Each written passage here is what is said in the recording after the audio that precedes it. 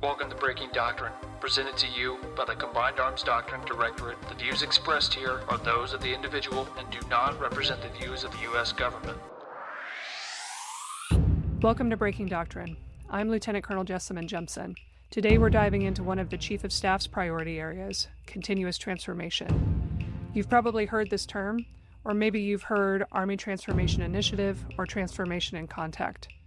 While each term has its nuances, they share the same goal, which is to deliver the capabilities that our soldiers need to be more lethal, more agile, and more successful on the battlefield. At the conceptual level, continuous transformation is about how the Army stays ahead of our adversaries by adopting new technology, changing the way we fight and train, and protecting our people advantage. The Army Transformation Initiative provides the strategy behind this, by reviewing requirements and focusing resources where they're going to have the greatest impact and building lethality into our fighting formations. But the near-term effort, and the one we're talking about today, is Transformation in Contact, or TIC. This is how the Army puts new ideas and technology directly into the hands of our soldiers. It's about experimentation, adapting organizations, and empowering leaders to innovate so that our formations are more lethal on the modern battlefield. And in this episode, we discuss that reality by looking at the 101st Airborne Division Air Assault. We have two guests on the show today. Major General Promotable Brett Sylvia. Major General Sylvia commanded the 101st Airborne Division from July of 2023 to June of 2025, and now serves as Special Assistant to the Director of the Army Staff. Welcome to Breaking Doctrine, Major General Sylvia. Yeah, thanks. It's great to be with you. Our second guest today is none other than Colonel Retired Rich Creed, Director of the Combined Arms Doctrine Directorate. Thank you for being with us, sir. Thanks, Jess.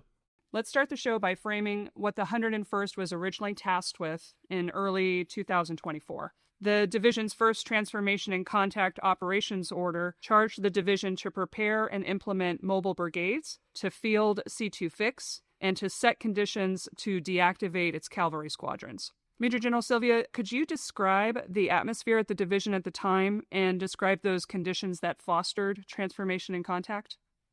Yeah, thanks. So if you back up even just a little bit before that, and you go back into late 2023, we were approaching really kind of three things that you just addressed. One was we were tasked with doing a mobility learning event inside of our 2nd Brigade Strike, 2nd Brigade 101st. And that was really just field the infantry squad vehicle, get them the ISVs, take them through training and figure out what was going to happen with them. The second was this thing that had been emerging, C2 fix, which was really just kind of a bridging from where we stood with our current command and control systems and get it, bridge it to what would be the next gen C2. And then the last was Zarstruck, the Army restructuring that was taking place. And so those three things were happening. And so that was late 2023 coming into early 2024. Then the Army said, hey, as part of continuous transformation, we have 3 time horizons. One of them is transformation in contact. And so what can we do to transform our formations here in 0 to 2 years? And so that was some of the strategic environment as we came into this. And that naturally made us, since we had those 3 other initiatives that were already targeting our formation, then it was determined that we would be one of those TIC units. And the initial for active duty formations, it was 2nd Brigade 101st, 2nd Brigade 25th would become these BCTs that would transform as TIC, and then division headquarters. So 25th Infantry Division headquarters and then 101st headquarters. But what we realized pretty rapidly was when you do the what we were charged with doing, and it was really just those 3 things. When you put those 3 things together, and that R-Struck piece of it deactivated our cavalry squadrons, and then over a few years it would deactivate our brigade engineer battalions, which obviously has all those enablers that are in it, and then we would restructure our heavy weapons companies inside our infantry battalions and take the numbers down. But what we realized pretty quickly then was that if we were going to do that restructuring inside that one brigade, when you take those enablers away from it, there are dependencies that then are created with the division. And so now someone's got to replace those capabilities because those capabilities are still required. They're just no longer inside of the brigade combat team. And so now what we realized was that we were now going to take this and we were going to design our own, how we operationalize transformation and contact. And we developed, for, I think in hindsight now becomes kind of TIC 1.0. We had our 4 lines of efforts, and so one of them was we were going to accelerate all of those arch direct changes that were supposed to take place over 4 to 5 years. We were going to do them in a year. We were going to prototype the Mobile Brigade Combat Team structure, the MBCT, based around the ISVs, to make a more strategically mobile organization that uses different types of mass. We were going to do the C2 fix, so integrating those new capabilities. We already had the integrated tactical network, ITN, and so now it was just about getting everyone on SBUE and getting some PLEO capabilities and some other things, and bring that all together to kind of fix the network and do what we needed to do to do combined arms maneuver. But then the last one was we were going to integrate emerging technologies, because there were all of these things that were coming out, data things, electromagnetic spectrum items, UAS, counter UAS. And so what we wanted to do was we wanted to have a line of effort that then captured that. And so we, developed those 4 lines of effort, then designed kind of our roadmap that was going to take us through kind of an interim JRTC rotation in January, our Operation Lethal Eagle that would take place in April, and then it would culminate with really kind of the proving ground for 2nd Brigade 101st and the division's enablers through JRTC that was going to take place later that August. And oh, by the way, there was a warfighter that was en route to that as well. So it's so many lines of effort, so much going on at one time, and your first LOE is to accelerate the time that you've given everybody to accomplish these changes. It's pretty remarkable what you were able to do in such a short amount of time. You mentioned Operation Lethal Eagle and your JRTC rotation. Can you maybe go into those events with a little bit more detail and describe for our listeners how those opportunities were utilized to experiment with the ISV or the C2X, or maybe validate some new TTPs? Yeah. So Operation Lethal Eagle was something that had been started by my predecessor, now Lieutenant General McGee. And it was just really something to kind of come out of COVID and to really force the organization to take the entire division, out to the field to just work on things that were more related to the contemporary battlefield, right? So lessons that were being learned in Ukraine about the necessary requirements for survivability, field craft, sustainment at scale. So he had designed these things and had done a couple of them before I took command. And so then, we just kind of picked it up. It began to be ingrained into the fabric of the organization. And so Operation Lethal Eagle, then once we became a TIC unit, became a place where we could innovate.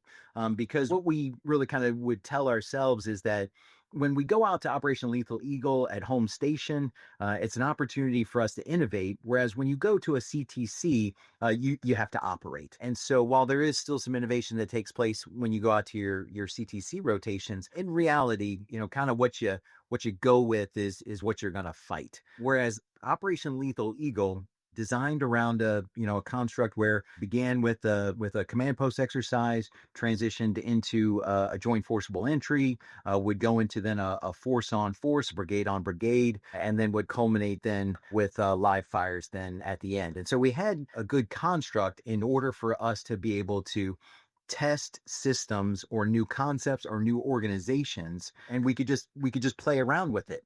What that allowed us to do is that it gave our subordinate leaders the opportunity to test things as often as they wanted. As a matter of fact, we had one battalion commander over the course of the 21 days that we were out there who changed his battalion command post configuration probably on an average of every 12 hours. Was coming up with a new design to make it smaller, to make it more agile, to be able to hide his electromagnetic signature, and that's just something that you don't necessarily do or really get as much of an opportunity to do when you go to a CTC. So it was that kind of thing. Now the other thing that really is why I am such a proponent of transformation and contact is because this modernization effort was fundamentally different from previous ones. And this gets highlighted when you go out to something like Operation Lethal Eagle, where we take everyone out there and we can test new concepts and structures really kind of, at scale, at pace, and under load. But what made it different was in the past would modernize, you would, let's say, get a new piece of kit, and then you would go through our net right. So new equipment training, new equipment fielding, some POs and PMs would come out to your organization. They would drop off a piece of kit, show you how to turn it on, turn it off, what they think you need to do to operate it, and then they would all leave. And then you would go out to the field and it would either work or it wouldn't work. But if it didn't work, then you most likely would just park it in the motor pool, put it in a closet someplace, and never pull it out again. Whereas now with this and with the construct of Operation Lethal Eagle, we would go to the field and we would have all of the developers, the coders, the PMs, the PEOs, industry would come to the field with us. And they would bring their wares, and we would go out to the field and they would see us put it through a pretty rigorous training event and under a rigorous operational concept like a large scale long range air assault. And if it didn't work, then they were there fixing it. They were there to integrate it. They were there to figure out how do they make their new concept, their new piece of kit work in our operational construct. And if it didn't work, well then we would get rid of it and we would move on to something else. But having them alongside our soldiers, where we take this out of the lab, put it in the hands of users, put it into the field, and then put it under this tough concept, like I said, at pace, at scale, and under load, really allowed us to be able to, in my opinion, innovate more quickly, as well as be able to provide feedback back to the enterprise on a more continuous, iterative basis, so that the enterprise can make the decisions that they need to make. Sir, I think this is incredible. You've got these examples of expanding your partnership with the private or the commercial sector and having those experts, like you said, the developers and the coders actually present at the exercise to see that new equipment in action and get that automatic feedback from the soldiers about what's working, what's not working, or what can be improved on it. I think that's a terrific example for the rest of the force. Sir, you remember when we used to have the NIE, you had the Brigade Modernization Command down at Fort Bliss, and you had a BCT that was dedicated to do that full time. And we moved away from that for good reason, right? We couldn't afford to keep a brigade out of the rotation. But even if you still had that, you couldn't do what you talked about at scale. Like what scale we're talking about? We're talking about a division, right? The division fighting as a formation. Right. And integrating those capabilities into how we're going to fight differently as a division formation, and in your case, a very unique division formation with unique capabilities. The power of that is rather tremendous, but boy, you got to really control for a lot of variables too, right? I mean, Yeah. It's not like a true experiment in the sense that you can't control all of it, and that's really that load that you're talking about is, hey, we're really going to max out the number of variables. Yeah. Kind of two things. So the first part is that, so we would say, hey, we are not an innovation division. We are a war-fighting formation that must innovate. And I think that, all of us have our own experiences from our own deployments where we were doing this. We would go places and new pieces of equipment would show up, or the threat would present new IEDs and things like that, and we had to find ways to counter. And so I do think that it's actually part of our DNA already to have this penchant for innovation, and we just needed to make sure that it was rooted in what makes us, the premier warfighting formations, on the planet, and that is our ability to conduct synchronized combined arms maneuver. And so, even as we were transitioning out of kind of TIC 1.0 into TIC 2.0, and we started talking about, hey, year one for us was the year of the MBCT. Our focus was on the Mobile Brigade Combat Team. How do we build it? How do we support it? How do we sustain it? How do we fight it? All of that. Whereas when we transitioned, we said, look, the division is that primary warfighting formation for the future, right? That's the unit of action, or whatever terminology you want to use. And so then, when we made that transition and we went from kind of 4 lines of effort, then we added a couple more to go to, 6 lines of effort. But now we said, line of effort number one has to be mastery of the fundamentals, our ability to continue to do what makes us the premier, ground formation on the planet, which is synchronized combined arms maneuver. And so to your point, then now we fight a division fight, and we have to make sure that we are using that as the operational concept by which we view everything that we were trying to transform, or emerging technology that we were trying to integrate. And then, for us in the air assault division, we have the benefit of a heliborne joint forcible entry. And so then, we designed our joint forcible entry into the Joint Readiness Training Center, where we would do a large scale long range air assault from Fort Campbell to Fort Polk. And then that was how we would begin the rotation, the brigade rotation. And obviously the focus was, training that brigade, but now we owned that first 96 hours. And so then now we have to design, how does the division do command and control, at distance, right? So, 500 miles, 900 kilometers, from, Fort Campbell down to Fort Polk. How do we do the sustainment, the various, FARPs and MSSs? How do we do that? How do we do the multi-domain fires that are required in order to be able to kind of, open up that A2AD bubble, so that you can enter a large helicopter assault force into the objective area? Those are all division fights. C2 sustainment, those multi-domain fires, that's a division fight.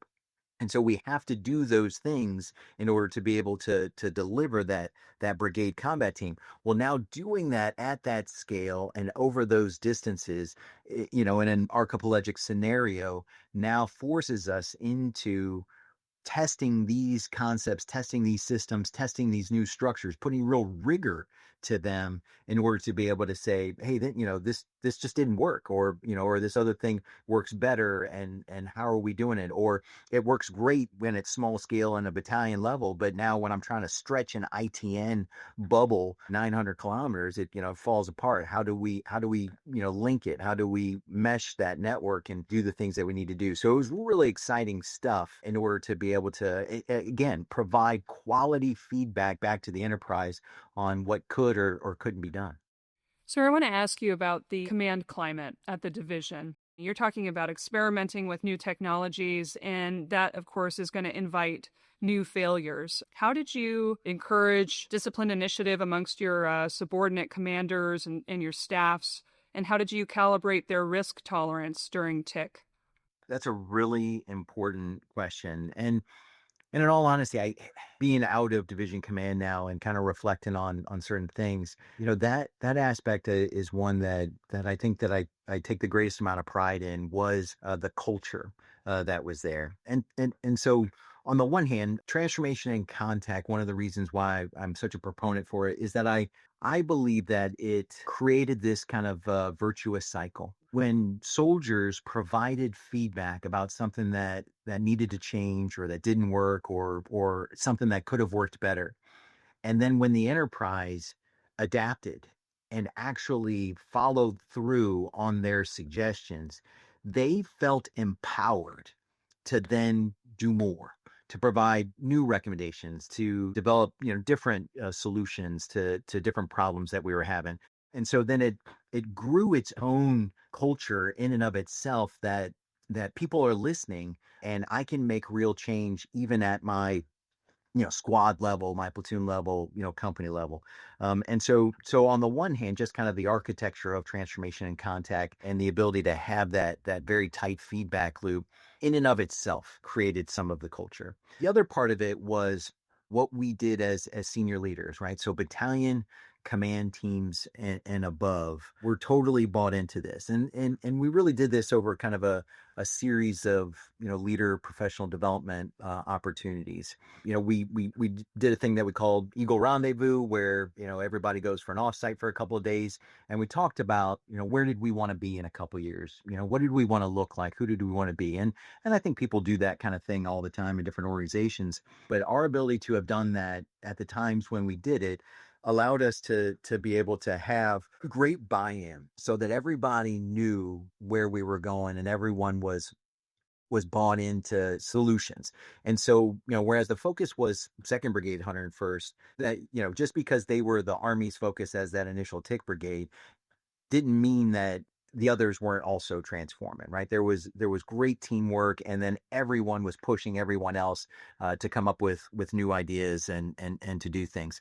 But we talked a lot about in some of our senior leader development sessions, we talked about initiative and how do we foster, those things at the lowest level, which then, gets into what you were talking about. When you have people who are demonstrating great initiative, when you have people that are out there that are innovating, inevitably there will be failures. And so then how do we handle those failures? Do we punish them, or do we embrace them as opportunities for us to learn? And that was something that we as leaders talked about in order to ensure that they knew where I stood on those things, and that I do have a pretty high risk tolerance, and that as long as we're all continuing to move in the right direction, and as long as we're all bought into the same vision, there was a lot of risk that we were all willing to accept.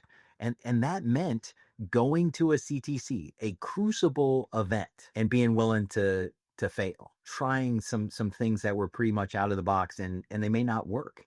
And so we had those discussions and a lot of commander dialogue to say, hey, I'm thinking about doing this. What do you think? Yeah, go for it. Let's do it. If it doesn't work out, it doesn't work out. And I'm a huge fan of that T.S. Eliot quote, only those who will risk going too far can possibly find out how far one can go. And we talked about those things, and they embraced it because they knew that they were leading an important initiative for the Army. They felt like what they were doing was important, and then they were willing to really kind of lean further out than perhaps they might have otherwise. Hey, sir, that T.S. Eliot quote's a good one. That also reminds me of the Thomas Edison one, right? As he found 1,000 different forms of the light bulb that wouldn't work before he found the one that did, right? So, I mean, you got to rule things out, right? Right. You got to test. You got to try things.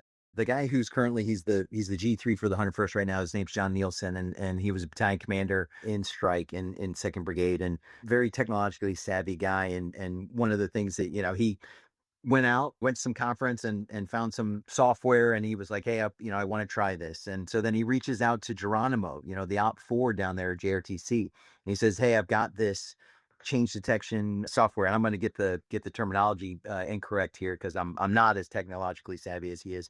But the bottom line is that then he got a partnership here with Geronimo, who is, again, a great sparring partner committed to making us all better.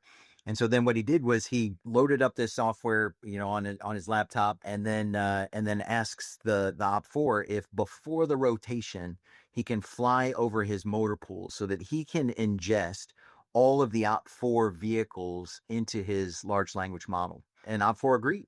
And so he does this. He ingests all of this. So now he's got the data.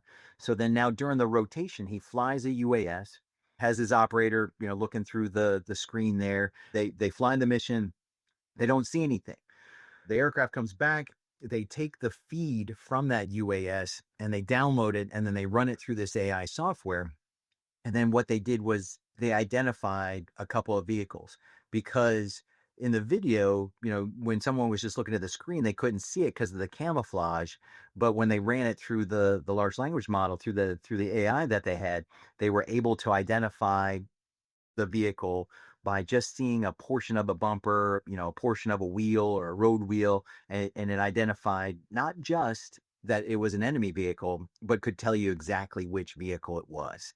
And that was just a tremendous tool, available today. Is software that's readily available out there, but it was that kind of willingness to try something new that may or may not have worked, and the great partnership with other guys out there, like Geronimo 6 out there to be willing to push the edge of the envelope. So much of what you've shared with us is important for units that are not engaged in tick or maybe not identified as tick. And what I'm taking away from these observations, sir, is that every formation has an imperative to be adaptive and agile. It's critical for every single formation. And it doesn't, you don't have to wait to be identified as a tick unit to expand your horizons or to try new things. And then for the leaders too, to not leave those other formations behind and not get hyper focused on a tick unit at the expense of the rest of your formation. I could not agree more.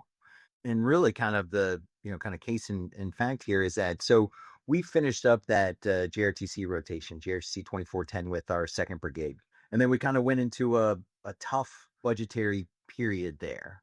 And so we saw ourselves as a tick division, and we had another rotation coming up in the late spring for our 1st Brigade.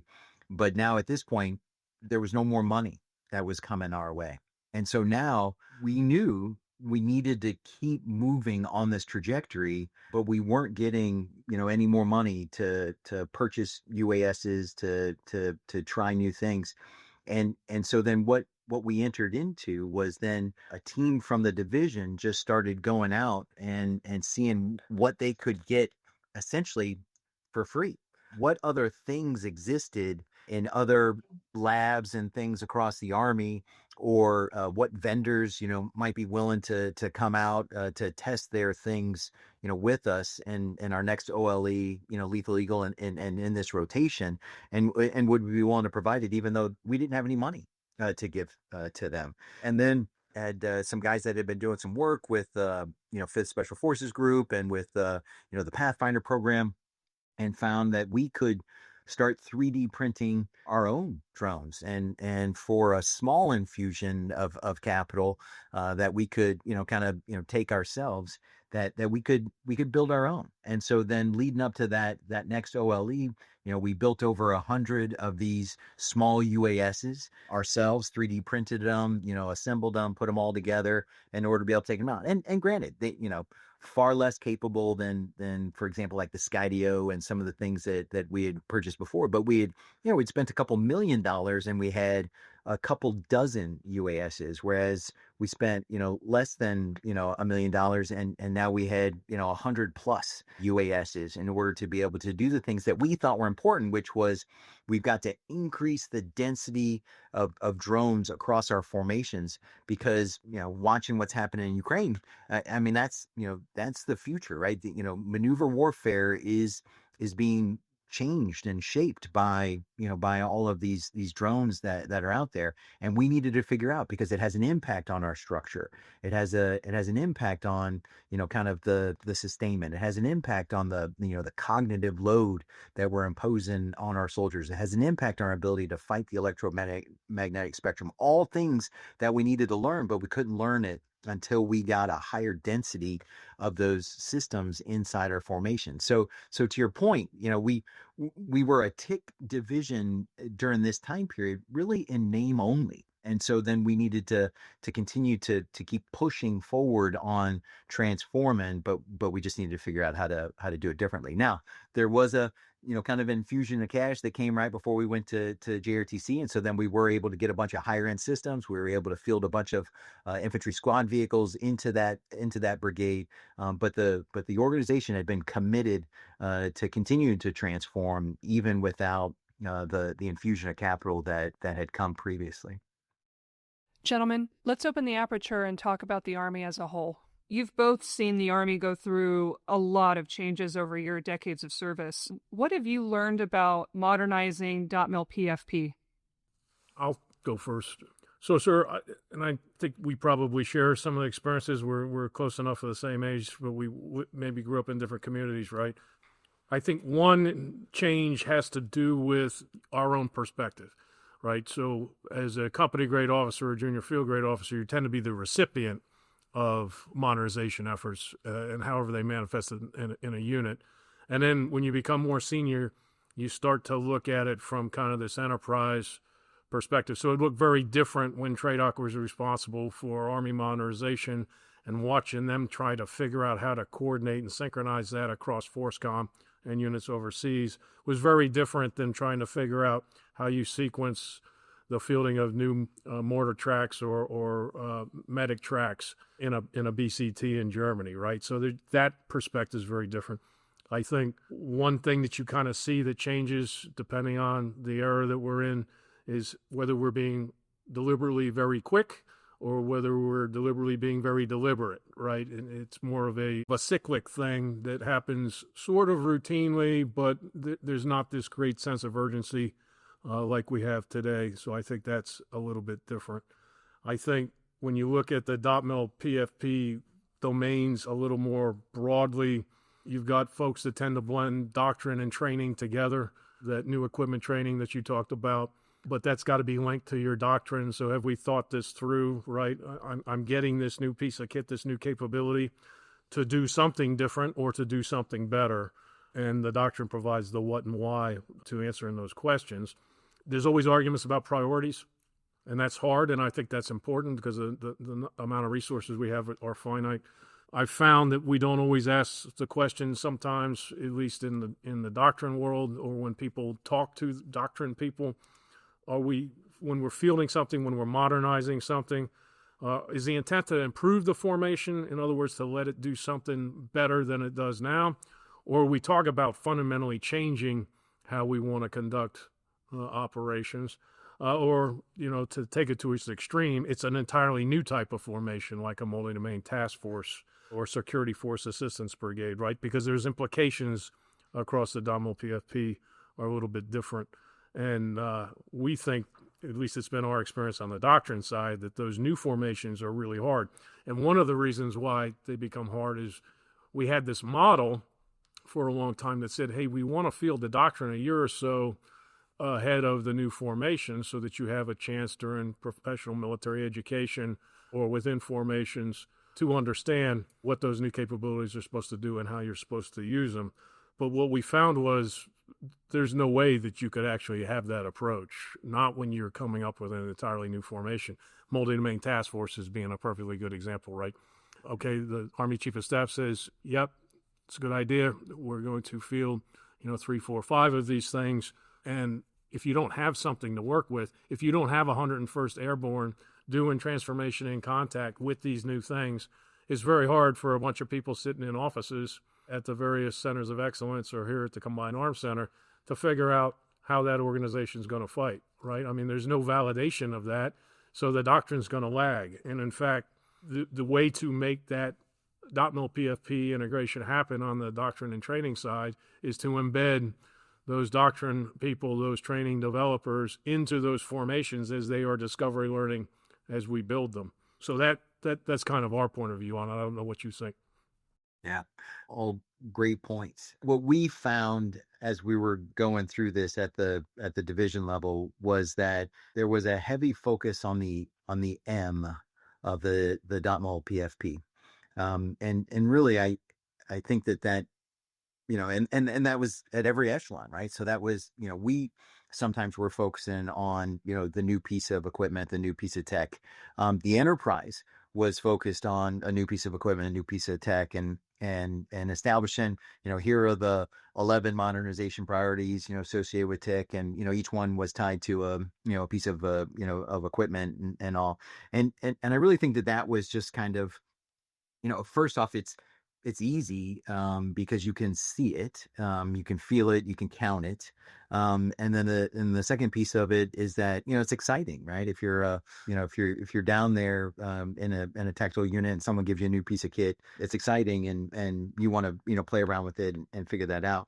We learned pretty rapidly that it was it's much more than the M, and then with our struck, now we're talking the O aspect of this, and what do these organizations look like, but then as we started to go through this process, and really it was it's an evolution for us at the division level, realizing that we at the division level at a minimum have got to take a better integrated .mil PFP approach. And when we transitioned from our 4 lines of effort to our 6 lines of effort in the second year, one of those lines of effort became modernizing the installation. The facilities, portion of .mil PFP was really important, because here we were changing our organizations and we weren't sure where we were going to put them. Because some were getting smaller, some were getting bigger. We were rebuilding, divisional functional battalions. And so, right now they're just companies that are spread across different, brigade combat team, portions of the footprint. And so, how do we aggregate them, all those kinds of things. And so then we needed to kind of pull this up, and we even, did some restructuring at the division level, because we realized that we needed to set aside an office that did nothing but this. The Eagle Continuous Transformation Office then needed to synchronize these efforts, because whereas it's easy for us to change, kind of how an organization looks on paper, but then once you're physically moving humans around an installation, well, that's got a longer lead time. And so we needed to develop the roadmap in order to be able to show how are we synchronizing across many of the aspects of .mil PFP at the division level, such that we're making the right decisions at the right times, so that we're not increasing unnecessarily the risk that existed out there.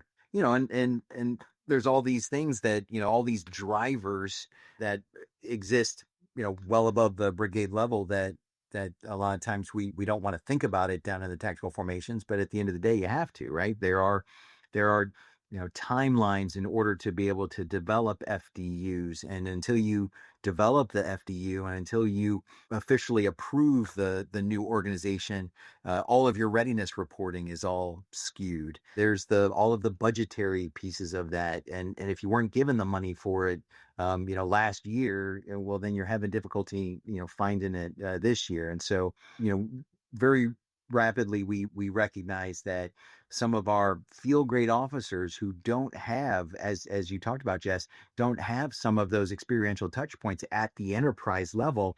They are now thrust into the enterprise in order to be able to understand some of these larger decision-making cycles and processes that exist on, for everything, whether it's AMC and sustainment, or whether it's, MCOM or the acquisition, budgetary cycles.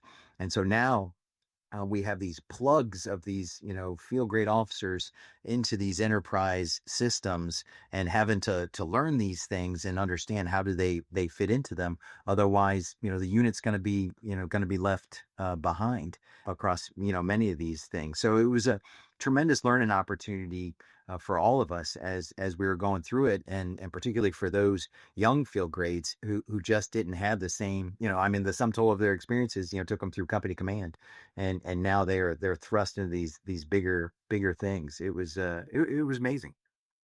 Hey, so so pulling on that a little bit more, because I'm in violent agreement with you. What we were discussing amongst ourselves in the doctrine enterprise, right, is when does something have to change? And so we can expand that conversation across all the rest of the .mil PFP domains. But, our view was, if we field a new capability, say a better version of something that we already have, that's going to have implications on organizations, perhaps in, basis of issue.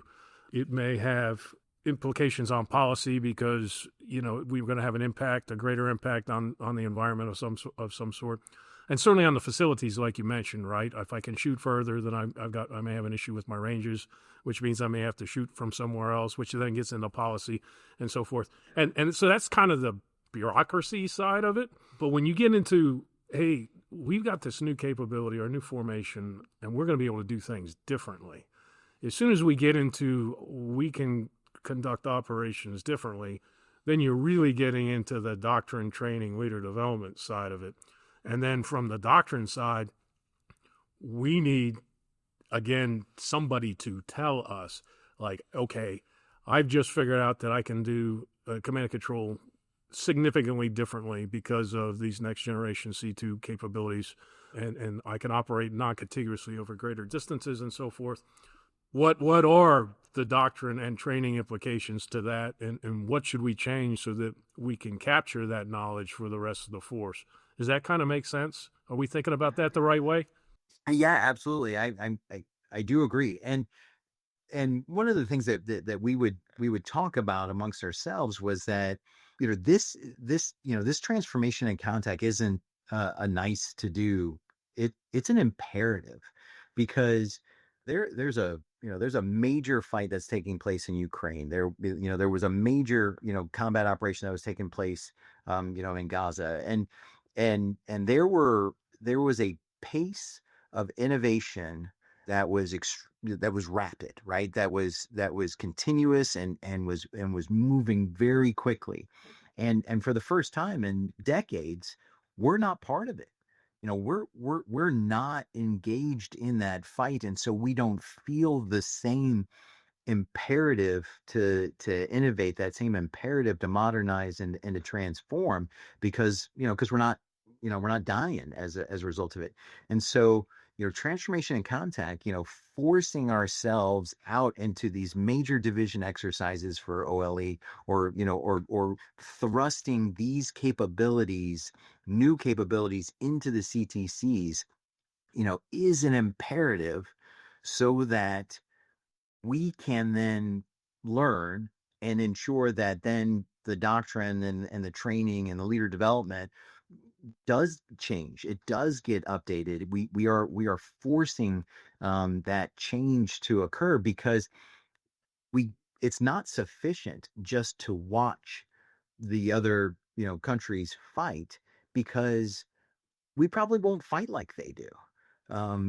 We will do things differently than they do them, right? We don't focus on positional defense. We focus on synchronized combined arms maneuver. And so the changes in technology, the changes in some of these emerging areas, we need to make sure that we put them into our operational construct, into our operational concepts, so that we can make the doctrinal changes, the training changes, the leader changes, the changing of our training base, just even on our installations, to figure out how can we fight in the electromagnetic spectrum, how can we get persistent and a high density of drones flying in an airspace that we're used to locking down and controlling.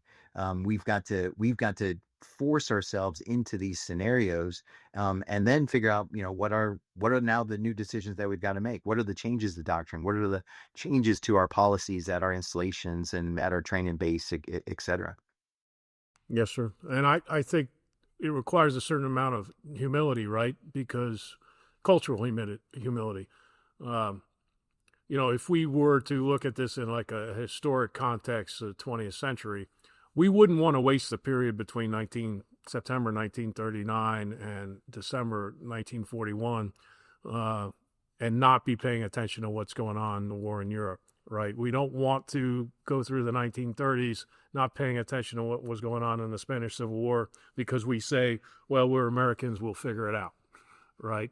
I mean, that would be such a wasted opportunity. And I think that's where that sense of urgency that comes from General George on down, that's based on. We can't afford to waste the time, because we're not going to get any time to get ready when deterrence fails the next time deterrence fails. Right. And I don't want to write the next chapter of America's first battles. Right. Yeah, neither do we. We do not want to be the proponents of tank destroyer doctrine. Right. Right. And so that's why, I think that there's a lot of really exciting things that are taking place as we are attempting, right, for the manner in which we do our joint forcible entry into a JRTC rotation in the 101st, of forcing the division in order to be able to fight their way in, can now be supplemented with some very robust simulations and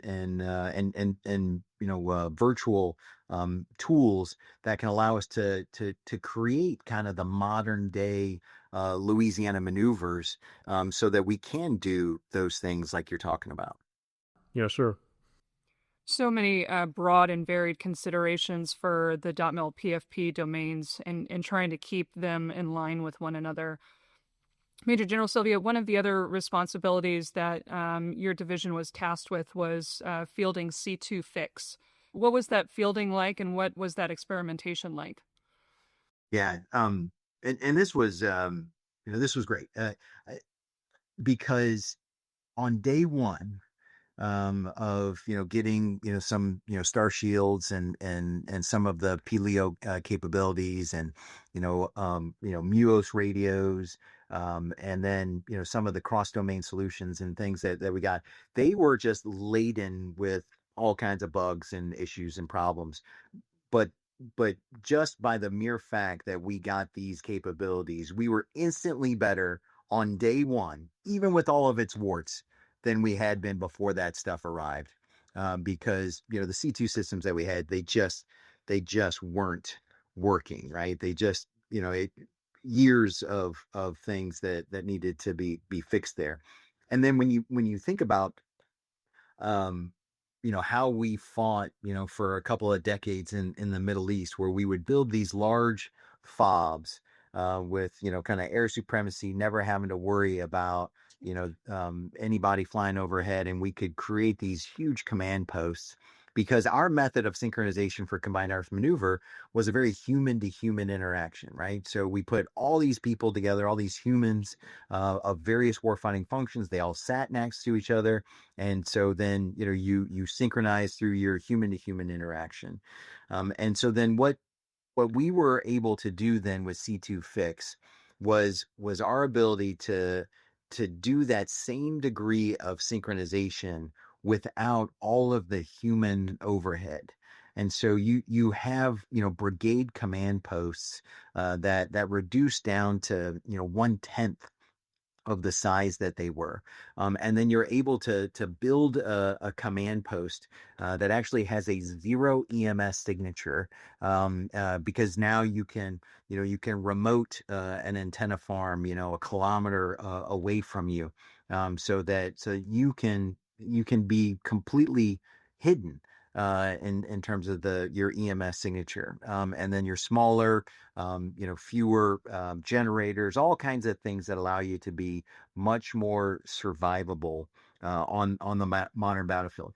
And then when you think about it, before we got this, really, if we're honest with ourselves, the only reliable beyond line of sight communications that any of us really had was Blue Force Tracker, JBCP, that capability. That was really our only reliable beyond line of sight communications. And now we've got this very robust, resilient, redundant, C2 system, that's out there.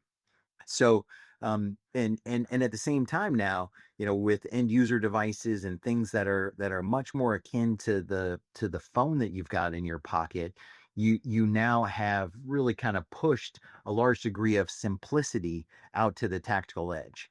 And so now you've got people that are out there at the tactical edge with these very simple systems to use. Now, I still believe there's a large degree of complexity in the system writ large, but we've taken that complexity and we've shifted it up to where it can be managed at the division or at the higher level. But down at the tactical levels, you have a much simpler system, for our soldiers, to be able to use.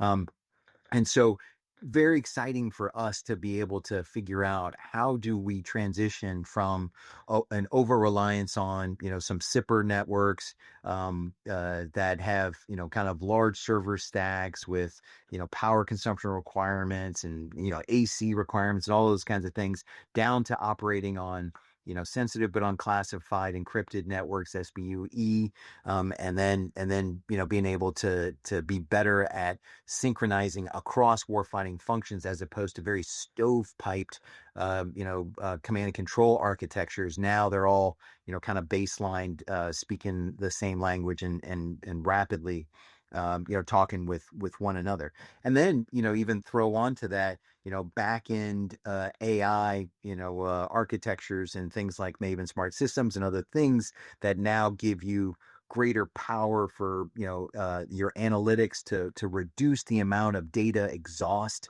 that you've got from all the sensors that are out there. You have higher compute capability and all those things. So again, bunch of warts that we had to figure out. But over the course of the year, we're able to really more seamlessly, put these things together, and just a great group of enterprise individuals completely committed to the success of this, whether it's Mission Command Center of Excellence, the Army G6, PEO C3N, all of them just absolutely completely committed to figuring out how to make that work.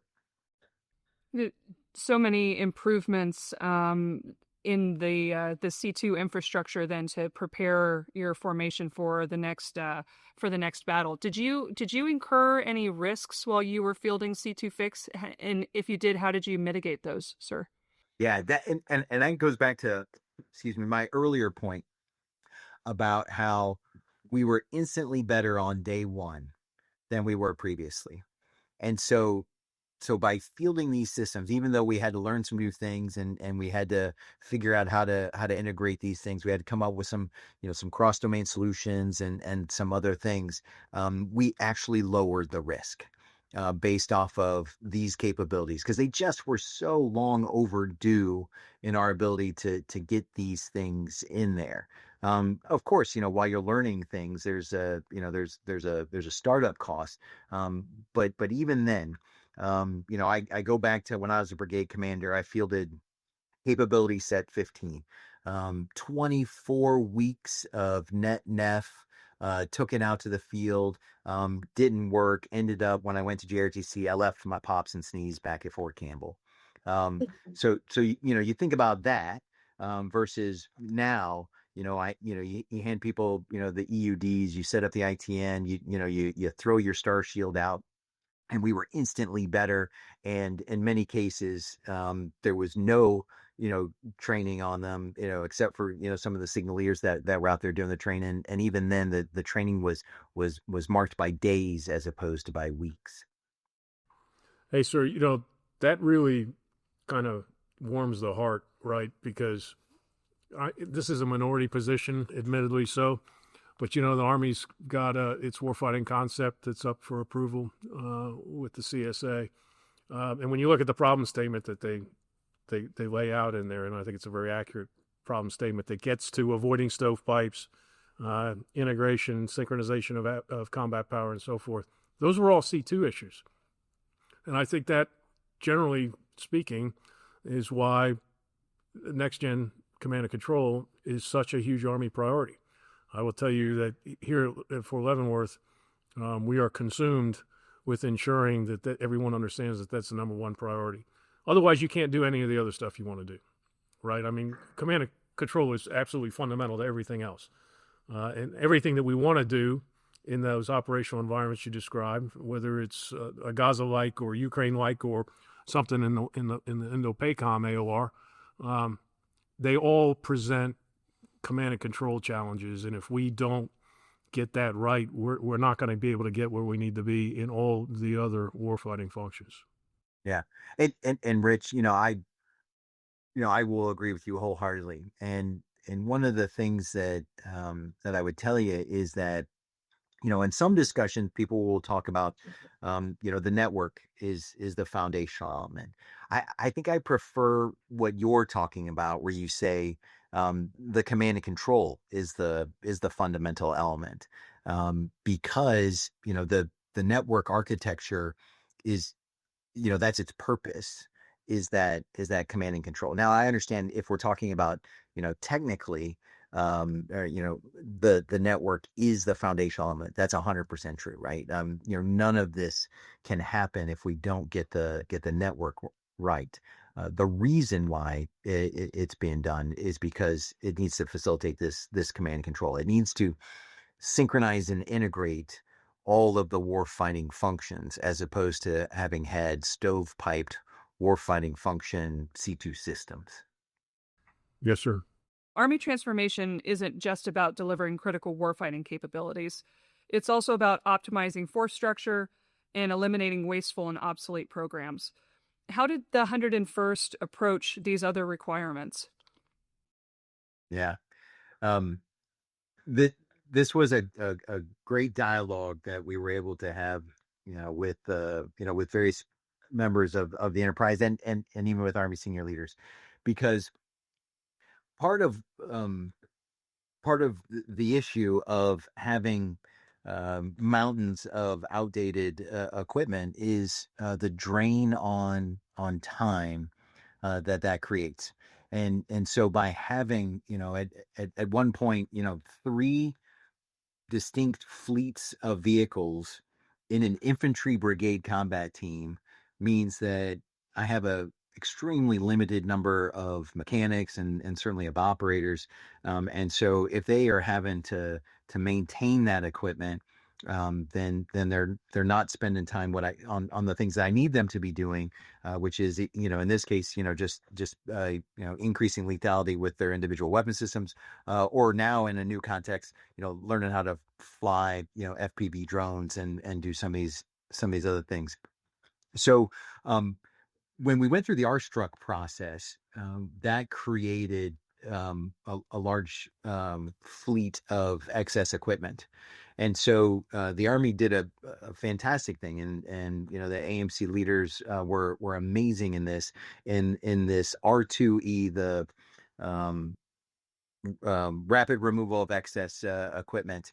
And so at various installations, then you take stuff, you park it, gets turned in as is, taking it down from the 10 different pieces of paper that have to be signed off to just a couple pieces of paper, and then being able to kind of move this equipment out. So it was an amazing thing that allowed us to be able to get rid of a bunch of true excess.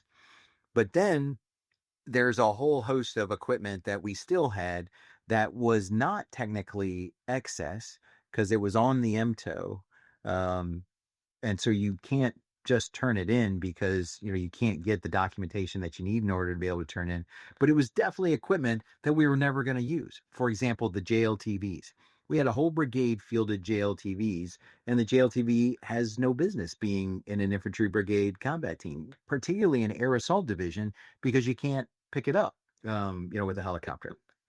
And so what we worked with the enterprise was that we want to make this excess and get this turned in. Well, we weren't able to get it to be generated as true excess, but we did get kind of a leadership agreement to be able to not have it inside of our formations anymore in order to be able to kind of park it. So then what we did just in the 101st then was we set aside a couple of motor pools, and then we had all of our brigades take equipment that we deemed was equipment that they no longer needed because it was not relevant to the fight that we were fighting today. And then we took all of that stuff and we parked it. We established a contract in order to be able to have someone else maintain it. So now, hundreds of thousands of man hours then went back into our formations for them to do other things, and no longer was spent on maintaining or accounting for equipment that we knew that we weren't going to use. And so now, that's kind of been recognized, and in the process of getting the FDUs approved for NBCTs, and then for the restructurings of some of the divisions, then that will become true excess, and then we'll be able to get moved on. Now, obviously, there's a pretty big bill that comes with that, and I know that that's something that still needs to be worked out. But at the end of the day, the most important part of it has taken place, which is it's no longer down inside these tactical units, and now it is it's an enterprise issue that will still need to be dealt with, but can be dealt with over time. Sir, you must have improved the quality of the morale of your company troop and battery commanders about 1,000% doing that, because I can only imagine what the cyclic inventories had to be like when oh gosh, I got to count all this stuff and we're never going to use it. I mean, that had to drive people nuts. Right. And an infantry company commander being able to take his individual property book from 30 pages down to 10, I mean, that's a win. Right. Jeepers. So FM30 identifies operational tenets and imperatives. Could you expand on one of each of those and talk about how the 101st integrated that into its operations, and maybe pick the tenet and the imperative that your troopers excelled at? Yeah. Okay, so see if I can, pass my FM 30 test. So tenants, agility, convergence, endurance, and depth. Tough to pick just one of them, but I'll talk a little bit. I think really kind of about two, agility and convergence, because um, I when I think of what is the comparative advantage of an air assault division.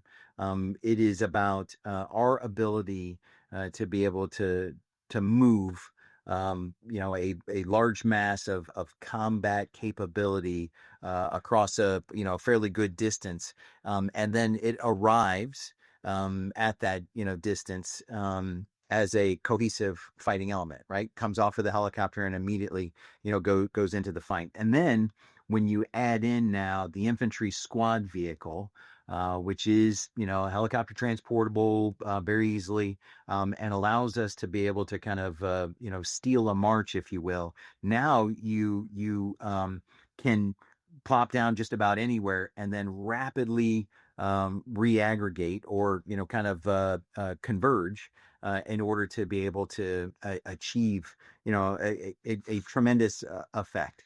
And so when we think about, so what were we designing? We were designing the large scale, long range air assault, right? So our ability to deliver a brigade combat team over 500 nautical miles in one period of darkness, arriving as a cohesive element, able to operate behind enemy lines for up to 14 days.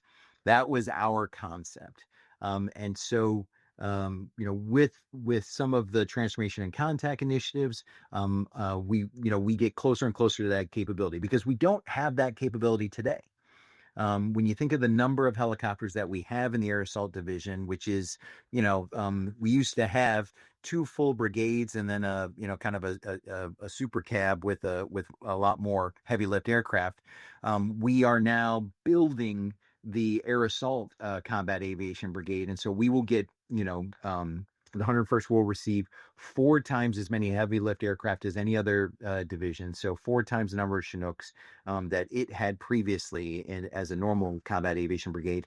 And then the fielding of the future long range assault aircraft, which I think is the MD-75, I think, if I got it right.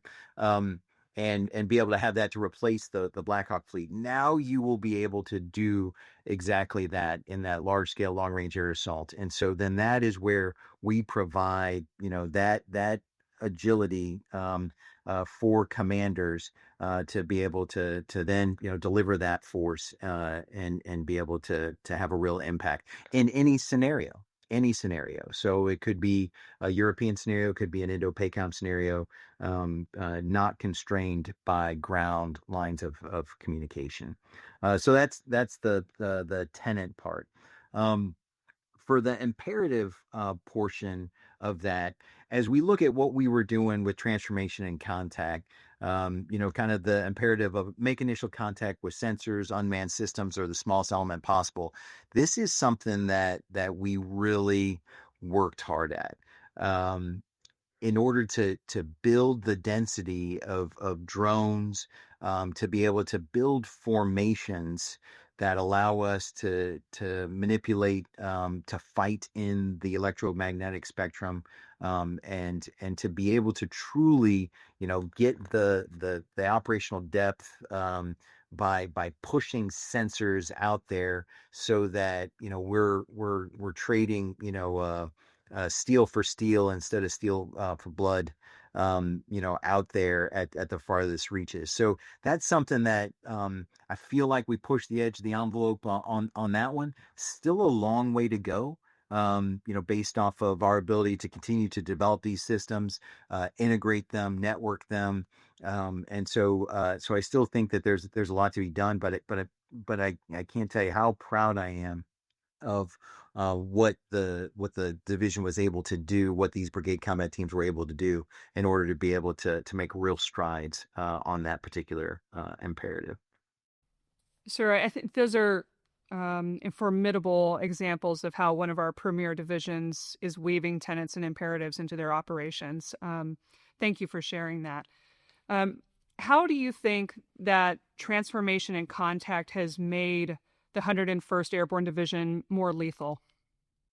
So, uh, one of the key aspects of what we were, in that larger construct, and you talked about it kind of in your opening of how we were, transformation contact was to make us more lethal, more agile, more mobile, more survivable. That lethality aspect of it was really kind of focused on our ability to collapse the kill chain. So what were the systems that we were employing in order to be able to really increase that lethality? Um, we've all been to the CTCs. They come back and they tell you, how long it takes units in order to be able to prosecute fire missions. And a lot of times, they're always talking about, you got to get it down under whatever it was, 4 minutes or something. And most units, start out, closer to like 15 minutes, and then maybe, through great work and, they can get it down under, 7 minutes.